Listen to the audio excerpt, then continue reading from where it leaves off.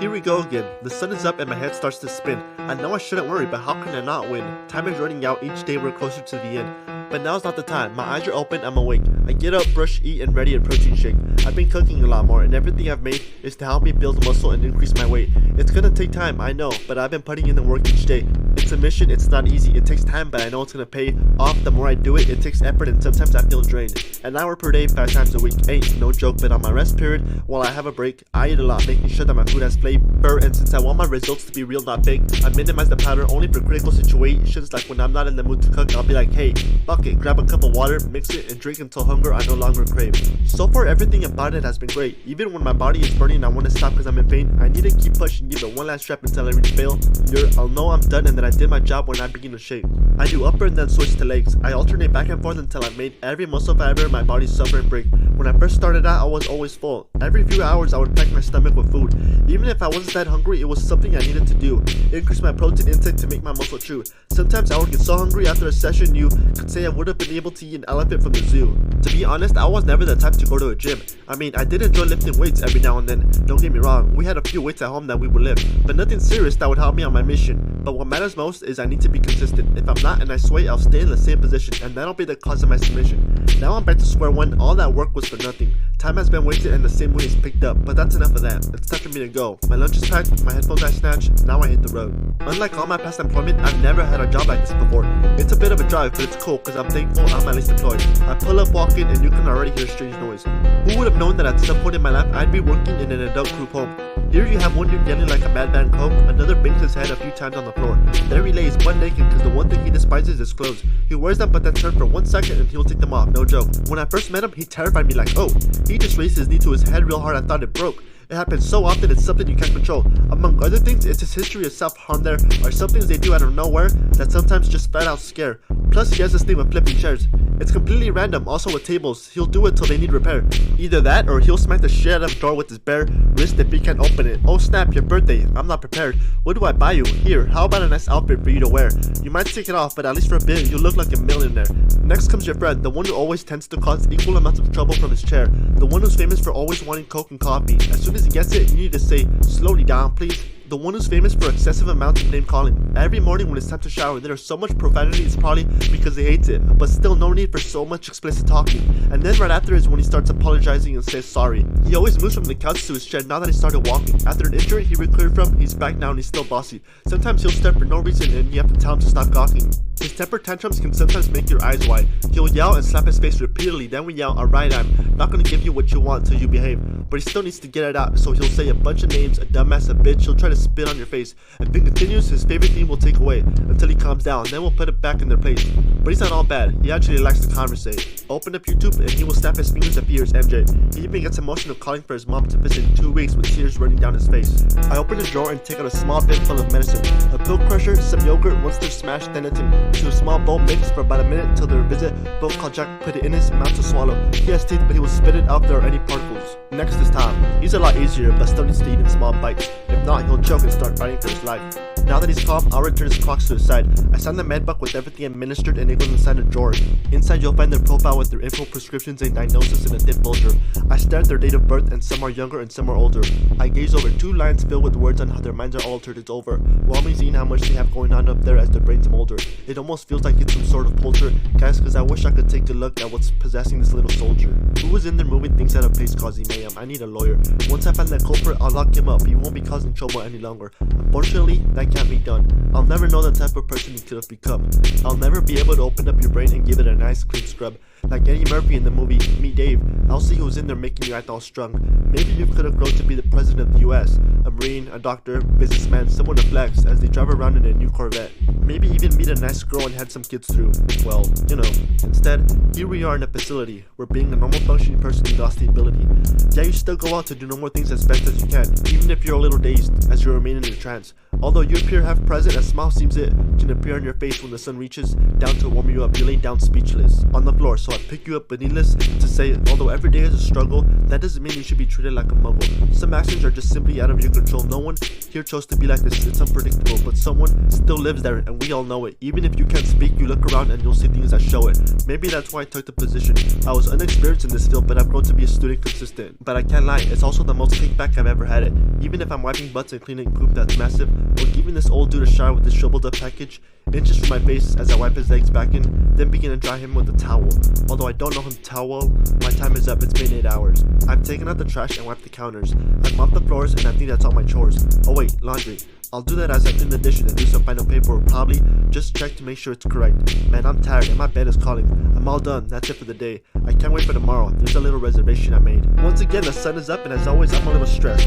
But I try not to ruminate too much as I get out of bed and get dressed. It almost feels like a date, even if it's just me going. Every time I go, I feel amazing. I get a haircut, shower, eat some breakfast, then it's time for the main event. In a few hours, I'm gonna want to press a button that says reset, just so I can relive the moment where I wasn't able to breathe in. I feel happiness as well as a certain level of respect towards the people who put it together. These next few hours will be the ultimate highlight of my entire weekend. I smell good, I look crisp, and I feel a surge of adrenaline as I make my way to the place that likes to possess a big, humongous, extraordinary gargantuan of a screen. In my car, I up the bass and play the trailer till my ears bleed. After a few twists and turns, I finally arrived. The letters on the building are highlighted by the sunrise. The small walk to the front door makes my heartbeat rise. The cashier tells me to remove my card and I grab my popcorn. I fill my drink, a few drops land on my hand, so wipe it clean. I can feel my heart as I butter my popcorn and top my cup with the lid. Straw inserted, it's time for the big, long hallway decorated with posters. Every single one creates its own anticipation and excitement within myself. Step after step, my door approaches. I grab the handle and pull, walking through a portal that transports me somewhere else and nobody notices. The floor is slightly elevated, making the last final walk. The time has come and my eyes are about to be transported by what they watch. An opening appears at the end, turning the corner, and there she is. It's a lot. I look up, flabbergasted by her side. I don't break a sweat, making my way to the middle, my preferred spot. There are still commercials playing, and they're so bright right now I can see everything because it emits a lot of light. But then it changes, it's green. I'm getting closer and closer to the showtime. Oh, that one looks good, and that one too. I'm gonna watch them all in the new view. Sure, 10 minutes pass, and everything starts to dim. Over and over, my heart won't stop doing flips. Speakers to my left, speakers to my right, speakers on top, and the main one in front. I sit back, reclined, and elevate my feet. It's completely dark, pitch black. I have glasses on, but there is not one thing that I can see. Then it turns on, telling me welcome and to sit back and relax. And I'm overly prepared as a matter of fact. For the next 2 hours, I'll either be taken to the future or the past. I'll be a cop, a vigilante, an astronaut, or a talking giraffe. I'll suffer great pain or go on a journey and laugh. I'll wield a sword, a cape, a gun, or a mask as I venture out on a mission or I'm born poor searching for scraps. The point is that possibilities are infinite, but every time the credits roll, you always see the world a little different. That's the beauty, truly. When everything is done, when it's over and you're back, whether you feel hurt or maybe you came out feeling glad, there is a message and an impact on the viewer, even if it's just a movie. After the funny games are over, it's time to return to the lab. I sit down, get comfortable, and I begin to scribble on my pad. Nothing official really, they're not lyrics, but I map out a verse or escape and make sure that it has some rhymes in between. I'll just write down whatever and let my head speak. It don't make that much sense, but it connects, and it seems that the longer I do it, the more I find myself an opportunity. And by that I mean, stuff comes to mind that I could never dream. Stuff that only gets conjured with the more time and practice that I put in every week and every day and every hour. The more time I put, the stronger I get with this power. But after a bit, some things do start to make sense. They're not meaningless, and then I'm impressed. For once, I'm saying something that matters, rather than rubbish. Words that I would be proud to say to the public. Even right now, I'm not sure what's gonna happen. I just keep writing and igniting this paper with subjects that hopefully will cause some action. I work on a flow, I work on a pattern. Without a beat, I say what I need to first, then fill it in after. Whatever's bothering me or on my mind, I jot it down, and the more the list piles up, the more I fill the page with rhymes. And I know it's never gonna stop. This is my outlet. This is how I deal with things. In my head, these worries make their sound less. I wouldn't be able to do this without several references, of course. I love collecting CDs from artists who in me their style has been forged. Too many to count actually, and if I keep searching, I know I'll eventually find more. I listen to him and I listen to her, and little by little I come up with my own words. I'll take a piece from here and a piece from there. I'll transfer everything on my paperware. I'll study it profusely, mimicking certain areas and creating a blue sheet. No wait, a blueprint. And soon it's transformed into something new and fresh. Hopefully, at least I don't want what I'm creating to just be a repeat, but for sure you'll hear their influence. And if you listen closely, you'll hear this and that. I combine these two flows and at the end made it snap.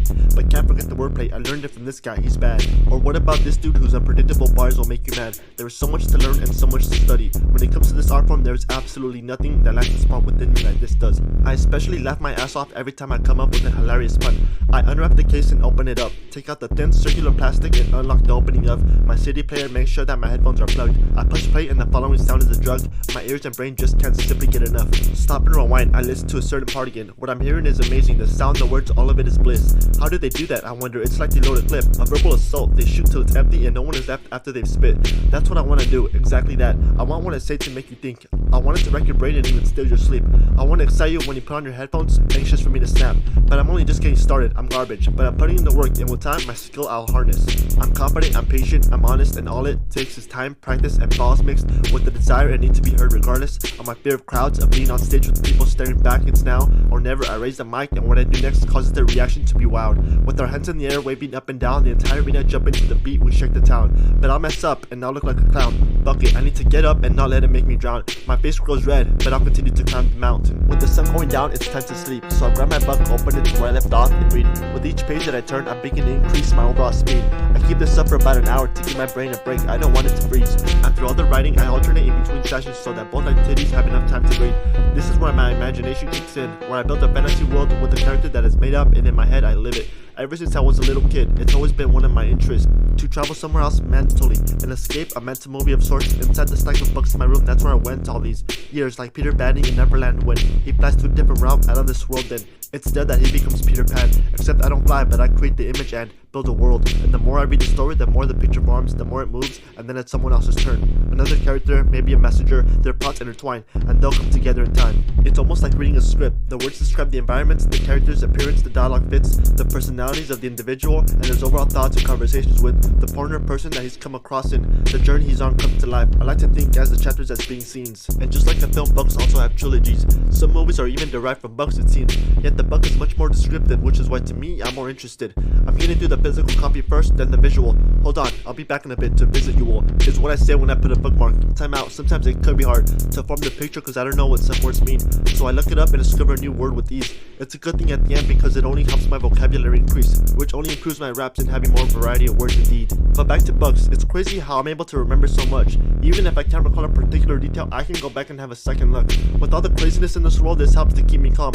Writing may be therapeutic and movies may bring me excitement, but reading is what ultimately keeps me calm. Maybe it's because I don't feel like I'm actually here. This world may include violence, but over there is a problem and a solution is priceless. Just like movies, there is a conflict and resolution, and at the end there is a solution, even if this other world is an illusion. My point is, I'd rather spend my time in a world where things make sense, a world where things aren't always so tense. This world isn't perfect either. It has pain, language, and death, but when I return, I also see this world through a different lens. One where I'm able to find and enjoy the good and not focus so much on the bad.